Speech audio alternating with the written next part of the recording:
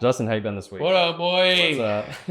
I'm tired. Yeah, dude, same. I'm really tired. It's currently almost 8 p.m. Yeah, but we're here. Yeah, We're here. showing up. And what is it? This is episode 3, right? Episode 3 Episode 3. Yep. of Infinity. Which I feel like tonight's topic is pretty fitting, considering, we're both kind of tired, and it's I don't know, the topic and it's been one that's been on my mind lately, and so I'm looking forward to talking about it. But this is Mental Caffeine. I'm Landon. I'm Justin. It's Justin, and tonight's topic is just finding that balance between work and leisure. And but before we get into all that, I do just want to ask how things are with you. What's been on your mind? How's life treating you? Dude, it's been all right. I mean, I'm currently working from home. Been doing that since that big old hurricane came through. Oh yeah, a while back. Not gonna lie to you, man. Kind of hate it. Kind of hate it a lot. Yeah. Why? Well, one, because the nature of working from home when it comes to doing therapy, it just don't hit the same, at least in my view. So are you doing like video calls? Yeah, video calls, phone calls. Okay, I was wondering because you've told me all this off camera, but I didn't know if I didn't know how you were meeting clients or what. Yeah, no, it's all online right now. I like it to some degree, but there's nothing quite like having like a therapeutic breakthrough. It's like right on the verge, dude. I'm like right there. Yeah. And then a 4-year-old just opens the door and needs cookies, man. It just kills it. If you can't cut the tension in the room with a knife, then Justin doesn't want it. Well, yeah, right, kind of. But so the thing is, in the therapy room, the ambiance of the place is half of it. Not really, but you know what I mean. Like it's part of it, and I just don't have that. It just feels kind of strange. But just working from home, doing that whole thing. Yeah. You saw me earlier, but when we're like warming up for this, I had to go outside because I ain't been outside all day.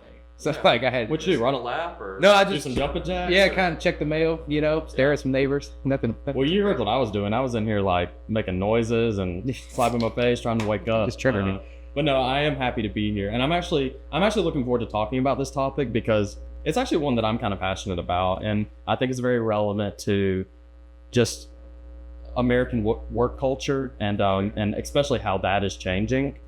But to kind of give you the framework of the topic tonight, before we got on camera, me and Justin were kind of discussing it, and something we've known about each other, and something I've always admired about you that I lack is that you have a very you have the ability to put your nose down and work. And that's not to say that I don't work. I've obviously I've held jobs before and all that, and I understand the value of work. But I'm on the opposite end of the spectrum where I really value my leisure time and my hobbies and the things that I'm passionate about. And a lot of times I approach a job with the idea of funding those hobbies. Right. But kind of give me a little bit more perspective on I've briefly told you where I'm at on that spectrum. That kind of give me an idea of what gives you that drive and how it's just how that's different compared to me. Sure. Well, real quick, man, because you said you appreciated the fact that I could put my nose down the ground. One thing I've always appreciated about you, and we've had this conversation, is that you can't turn it off. And I feel like I'm too good at it though. I'm really good at being lazy if you let me. Yeah, and I'm real good at working till exhaustion, bro. We're both on two ends of the extreme. Yeah, we really are. But no, man, I think so.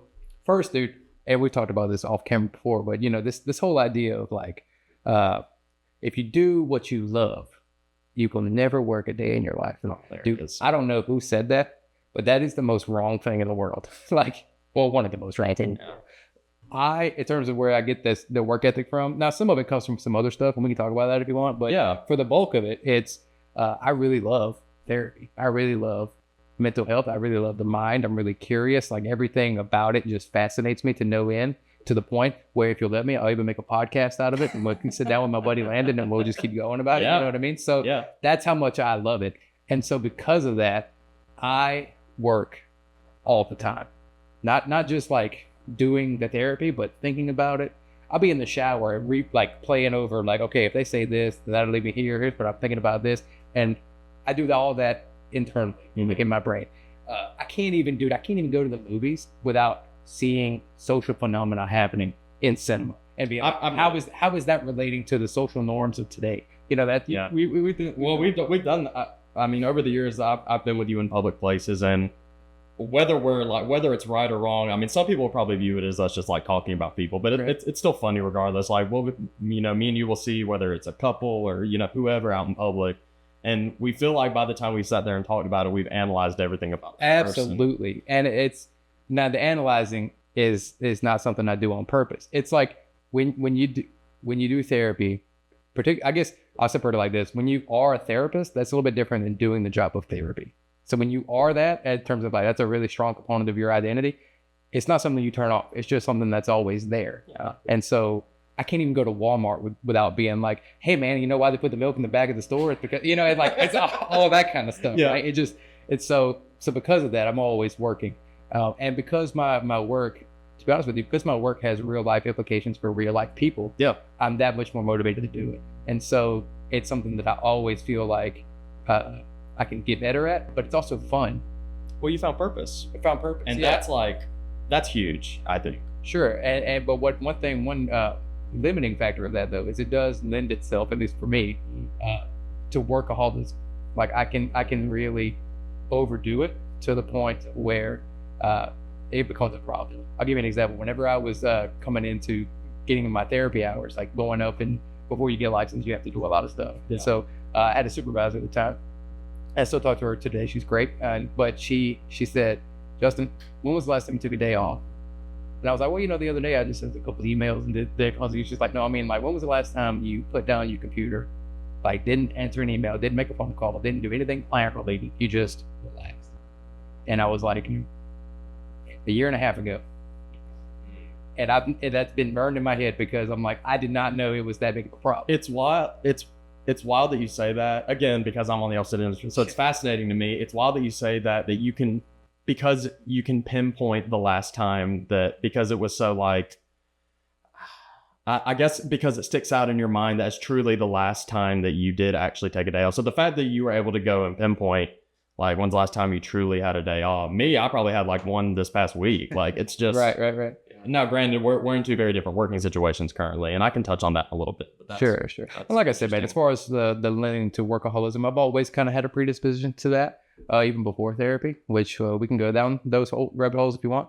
But for me, it's just always been it's just a huge purpose thing. Mm-hmm. I'm also I come from a certain kind of background where pursuing financial gain is linked to my sense of stability. Yeah. Right. And had to do a lot of therapy personally for myself when it comes to that, because that doesn't that kind of hyper fixation on certain things like that doesn't always lead to the best balancing of different priorities. And so it's 6 one way, half a dozen the other. I'm sure with being a person who really enjoys leisure, that probably comes with some challenges. Yeah. It does. So especially and it's something I've noticed. So I guess let me provide a little bit of context or catch up, if you will, kind of my working situation and a little bit of my background. So I did graduate high school, went to college, I got a bachelor's degree, I got a media degree. So nice to see that, it took me a little while, but I'm using it. I'm using it. I am. But I always enjoyed on camera, on mic stuff in school. But I got a degree. I did work in and I won't go into too much detail to kind of summarize it here, but I worked in tech for about 5 years with tech support and IT and things like that. And so I guess I say that to say I've had part-time jobs when I was a teenager. I've worked full-time jobs. I've worked a career job, if you will. And now because of certain situations and certain stressors, which I can jump into that. I'm now just working a little barista job, and to be honest with you, I really enjoy it. Yeah. Obviously, I'm not pulling in, financially maybe what I was at the time, but mm-hmm.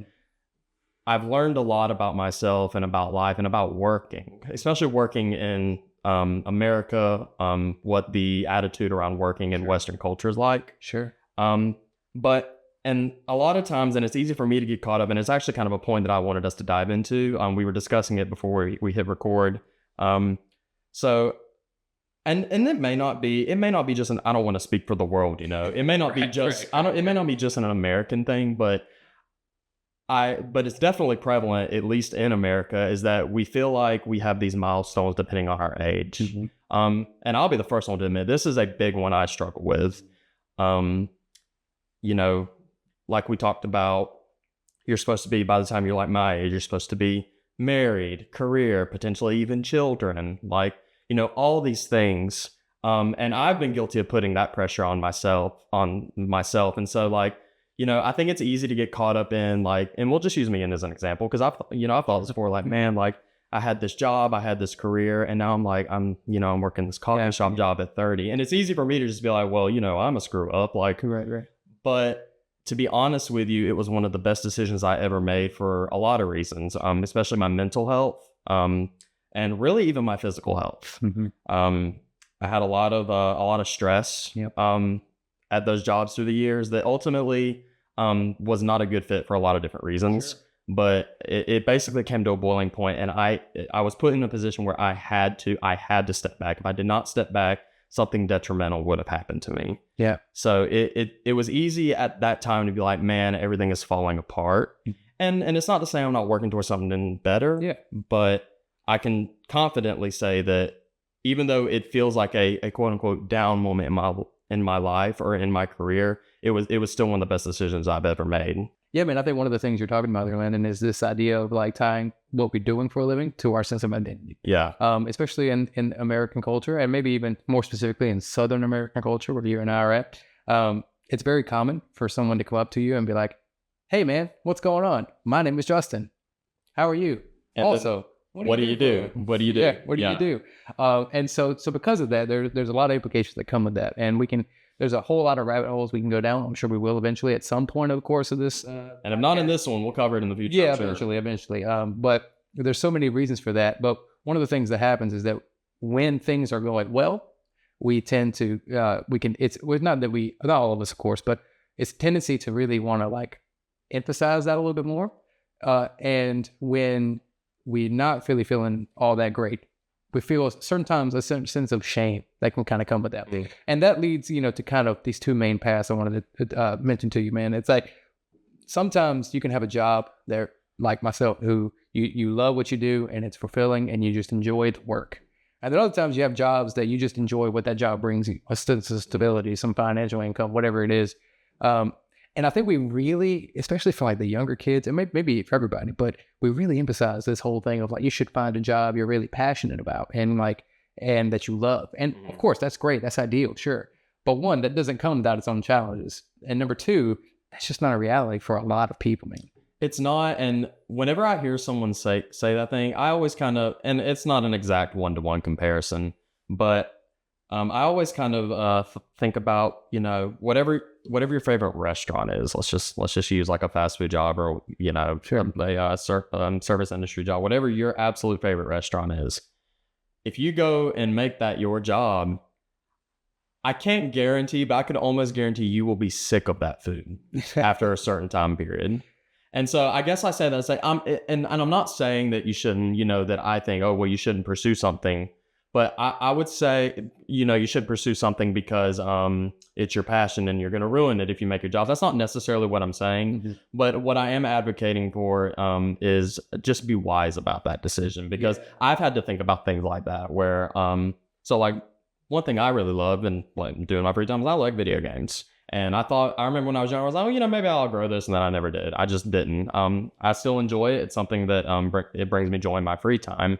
However, I have, I've been on this planet long enough to realize if I made it my job, I don't think I would enjoy it as much because I have something tied to it. So again, if you're out there and you're like wanting to stream or like, I'm not trying to discourage that dream. I'm just saying I would just be wise. Be wise about what, you tie. Well, again, man, it comes to something we talk about a lot, which is knowing yourself. Like what is it that you value the most? And for different people, that could be different things. Mm-hmm. This question in particular about tonight, about like balancing this work and leisure, work-life priorities or whatever, is really significant to me, man, because I want to see what you think about this. Yeah. Because growing up, man, in terms of how I approach this stuff, and this actually changed probably within the last, since I've become a licensed therapist, but even maybe a little bit before then, so call it 5 years, 10 years. For the longest time, dude, I thought work-life balance was for people who could afford to have that happen. Me, I wasn't one of those people. So it ain't no sense in trying to balance it because there ain't nothing to balance. So would you say in your mind at the time it was a survival mechanism? Yeah. Yeah. Just because, as they say, money makes the world go round, and you need money, and especially depending on what your relationship with money has been like through your upbringing or whatever, that can mean more or less depending on what it is. Now, to your point, there are a lot more priorities outside of just where we're at financially, right? There are people who are dirt poor, who are some of the happiest human beings on planet Earth, and then there are some people who are the most wealthy people that I've met, and they're miserable. Yeah. And so there are definitely other priorities at stake. But this redefinition, for me at least, happened when I realized that leisure, or like the work-life balance, doesn't mean working and then not working. Mm-hmm. It can mean that, and for some people it does, and that's not a bad thing. But for me, what was the game changer was when I found out that I could, air quote, work, but like work in a different capacity towards my other priorities that I had. That made me feel good about the well-rounded experience of life, and not just so hyper-focused on this one piece or part of life. Yeah. Something I wanted to ask you, because I actually know, just personally talking to you, I know that lately you've been trying to, or at least from what I remember, Kelly, you've actually been trying to incorporate relaxing a little more, or trying to fit leisure into your life. Kind of give us a little insight. How's that going? What steps are you taking to, I guess, slow yourself down a little bit? Yeah. So again, I'm very passionate about what I do, and I'm also financially motivated in a lot of ways, because there are some things I want to get to, some goals I want to accomplish. But I learned probably a couple of years ago, and therapy helped with this. Yeah. But what was a game changer for me is when I found out how much is enough. And even though if I want to work past it, being able to define where I need to get to, and then knowing for myself that everything else after this is bonus. So everything else after this I get to do. I don't have to do, because I already know how much I need to do, right?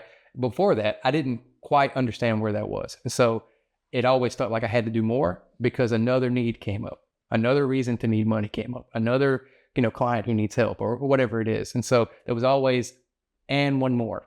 And because I didn't know how much enough was, I couldn't really help myself establish that framework to build upon. And that really game changed everything from just how I approach work mentally. But in terms of the personal leisure stuff, part of it was because I realized, again, from therapy, but also just in general, that I do naturally tend to find myself on the extreme of working. So I have to make an intentional effort to go completely the other direction from time to time. So what I found helps is I have to plan those times. So I think we talked about making a plan off into the future, and then hold myself to that, and do things like specifically save money to go blow it. And correct me if I'm wrong, but it almost sounds like the way you accomplish your leisure is almost treating it like a mandatory work, for lack of better phrasing, work thing in your schedule. Yeah. And almost obviously you're going to make time for yourself to relax, but you're framing it in a way to where in your mind it's something you have to do. A lot of how you would frame if you had to go work somewhere or go do a project. Yeah. I think that's, at least that's what I think you're doing. You're reframing this leisure time to where instead of looking at it as, oh, well, I'm just not being productive, you're looking at it as, I have to do this to be productive later on. Yeah. Now again, on some deeper levels, there's a lot of similarities there. And so I'm not definitely suggesting this is how everybody should approach it. Yeah. I'm just saying everyone's different. That for me, I had to kind of frame it that way. Because again, for me, it's not just about work and life balance, right? There's so many things in that life category that need some attention, right? And so looking at it from the lens of there's work, and that's important, but so are social connections.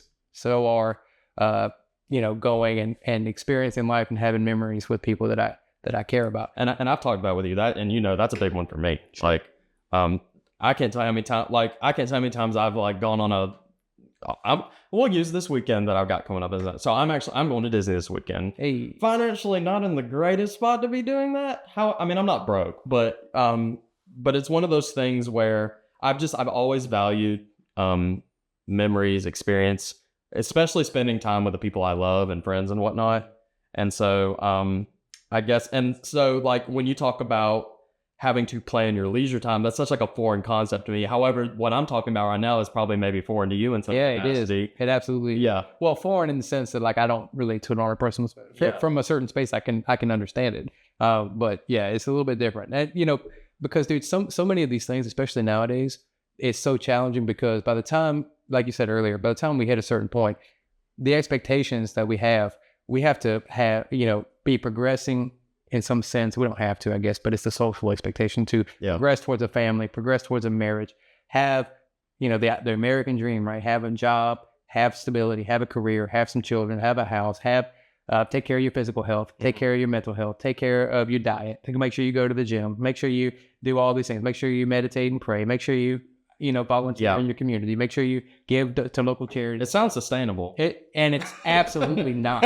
At least not, it's not sustainable in the sense of like giving 100% effort to everything. Yeah. We can't. By definition, we can't. There's 24 hours in a day. If you have a family and children and a job, bro, you got that's a huge chunk of time. Yeah. And then on the weekends, and especially if you hate your job, especially on the weekends, the amount of time you actually have to like do anything fun or even to prioritize some of these other things are very small unless you really go out of your way to make room for certain things like that. And when you throw which neither one of us are married or have children or anything, but I can imagine when you throw a family in the mix or with children, then it becomes a whole different ball game. Because now not only are you having to like figure out time for just yourself, because you're a person. Yep. You're also now having to find time for your kids and whatnot. So oh yeah, dude. And like me, I can't, which is probably why I don't have children yet, because I'm personally not ready for that. But it's hard for me to even fathom like planning that out. Oh, dude, we could have a whole, and that's a whole other thing. We could have a whole series of podcasts on how all that stuff we just talked about, it plays into marriages, relationships, children, the whole nine.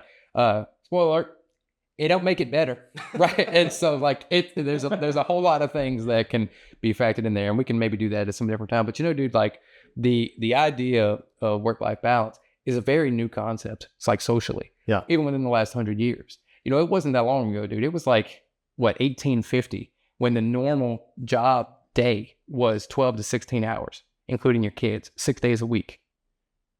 There ain't no work-life balance in there, bro. Like you ain't got no time to do nothing else. No, that's straight up survival. So yeah, absolutely, working yourself and your kids to the core, right? And it wasn't until like the turn of the century, 1900s, where we ended up going down to just the 10-hour day work day, and that was considered a victory.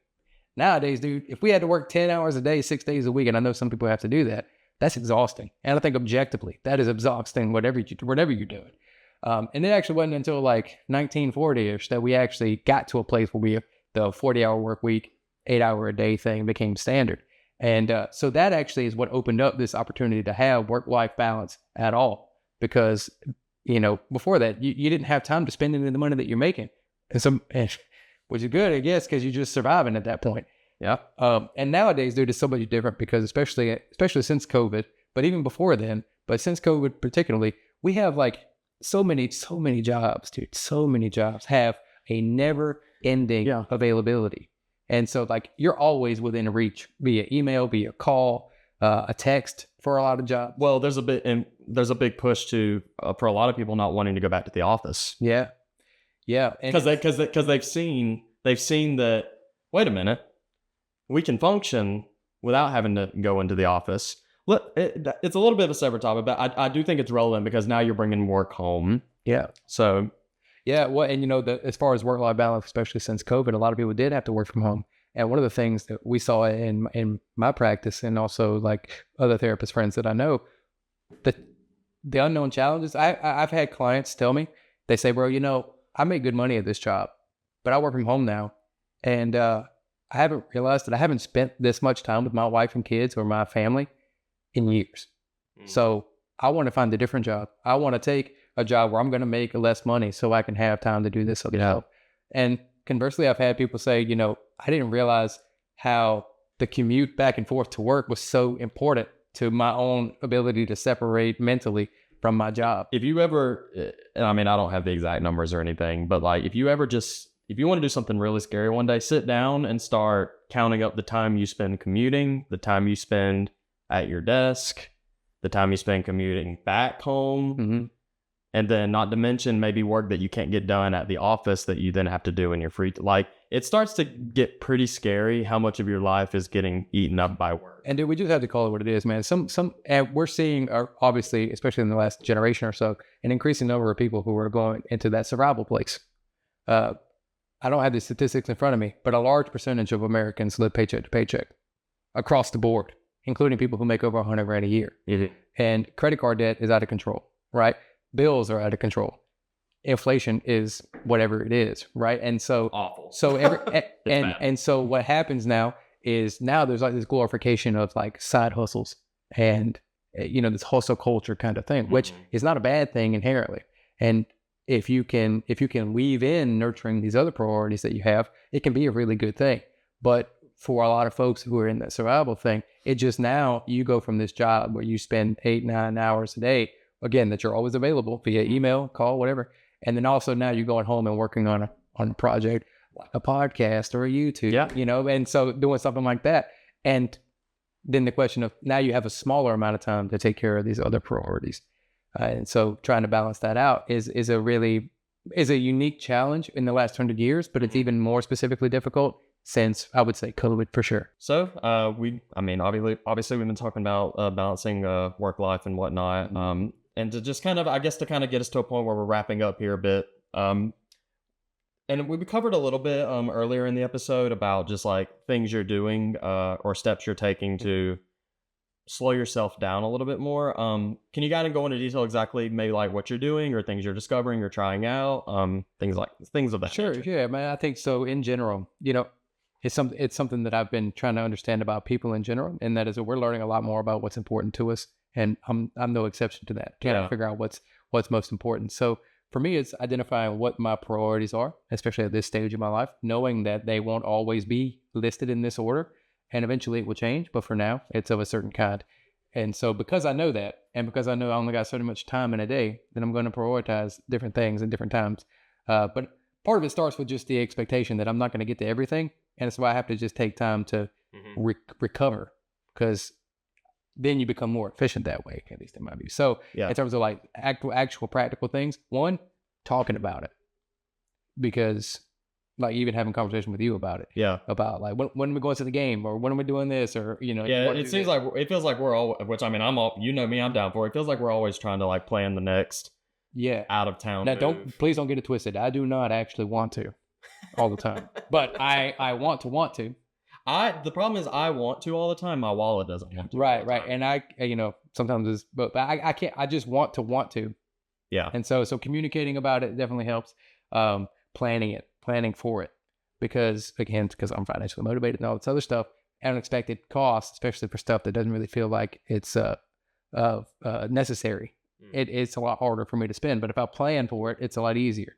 But then also just doing things like, making sure I take care of my body, because then my headspace is a little bit clearer, and then it's a lot easier to make decisions after that. But I try to take a mindset of, it's good to rest, it's good to hang out, and sometimes it's good to play Fortnite with your friends. Well, social engagement, social stuff's really important. But trying to get this mindset of, it's mostly about efficiency. Yeah, I need to be an efficient worker, not a nose grinding worker, because one of those are going to lead to burnout. The other one hopefully will lead to some element of fulfillment. But yeah, that's kind of how I approach it. It's not a perfect way of working out. Still going to therapy actively to talk about this kind of stuff, but that's kind of where my stuff is. What about you, man? How do you manage the idea of like putting in more work? Yeah, so for me, it's it's probably a pretty common phrase, but the first person I ever heard say it was actually a good friend of mine's dad. He to kind of give you an idea of like the struggle mentally that I have whenever like I wake up in the morning. So I hate mornings. I'm not a morning person, never have been, but it feels like that most of like work, especially in like Western society, gets done in the morning, or you're supposed to wake up and tackle the day, so to speak. I've never had that. I've just never had that part in me. I would like to, and it's something that I'm trying to work on a little bit more. But to kind of give you an idea of mentally sometimes how I feel in the morning, sometimes I wake up and even the smallest thing of just like getting up and going to, you know, run an errand, sometimes it can feel like a mountain. And I've definitely had days where I just don't have it in me for whatever reason. And it's not that there's anything holding me back. It's definitely just a mental thing. But the way I choose to tackle that or maybe fix it is going back to that saying that I mentioned, is he said that, how do you eat an elephant? And it's one bite at a time. And that's like, you know, it's kind of ridiculous sounding, but repeating that to myself helps a lot. And I've also found that if I you know, set small goals, like I'll set one goal to accomplish one thing that day. But I've often found that if I get that one thing in my head done, then I'm able to tackle more things in that day. Or momentum. It's momentum. It's 100% a momentum thing. Yeah, and just to kind of, you know, not go too far into it, but one of the things, Landon, you know, one of the ways that I keep myself motivated, because even though I do work a lot, and again, we talked about all that, I don't always feel like it. And now, keep what I'm about to say. You got to keep it tempered, right? Sure. Because it can go in a bad direction. But just to kind of speak to something you're talking about, one of the things that I have to do is tell myself, you don't have to want to, you just have to. And that gives me an ability to kind of remove a little bit of how I'm feeling about whatever it is. Because if not, it's a lot easier to get focused on whether or not you feel like doing it, whether or not you want to do it. And then you have to kind of convince yourself to want to. Yeah. And sometimes that's too lofty of an expectation. And so forget wanting to, just get started and do it. Yeah. And then you can start to want to once you get started, that momentum idea. Yeah. So, and something I would, you know, since we're kind of offering advice from the other end, something I would maybe offer to you, and I've probably maybe said something to you in this shape or fashion before, but it's kind of a bigger like meta view on things, but and same thing, I would be careful with it. I would temper it, because I'm certainly not promoting laziness. I wouldn't promote that. Like I do think it's very healthy to work and have a goal and strive and make yourself a living, make a life for yourself. Yep. But I often find it does help, especially if I'm like working or if I find myself overworking or stressing about something. You can't take it with you when it's all said and done. Yeah. And I guess that speaks more to like material things, the material things we earn from working. Because you know, I can't remember how much my paycheck was 4 months ago, but what I can remember is that trip that I took with friends 10 years ago. Yeah, and I'm learning more about that on an individual basis. And if I was my own therapist, then I would tell myself, be like, it's that that work is really important. Yeah. However, this matters too. And that's, and in terms of like a mental trick that I have to do for myself, a therapeutic thing that I have to do for myself is not to look at it as this matters more than X, Y, and Z. It's this matters and also this other stuff matters. Yeah. And kind of like trying to bring the work stuff down in balance with the rest of it. So if I was my own therapist, that's probably the direction I would go. But, you know, as far as like being able to do that, like you said, you can't take it with you. You got to just live a little bit, but you also got to, you know, work a little bit. Yeah. Because again, I've always viewed, you know, you're working for a reason. You're working so that you can put yourself in a position to enjoy some things. I think it's easy sometimes to go through life and forget to have joy from time to time, as corny as that might sound. But I think we're just about out of time. Yeah. But I'm Landon. This is Justin. This is Mental Caffeine, and we'll see you next time. All right, fam. See you.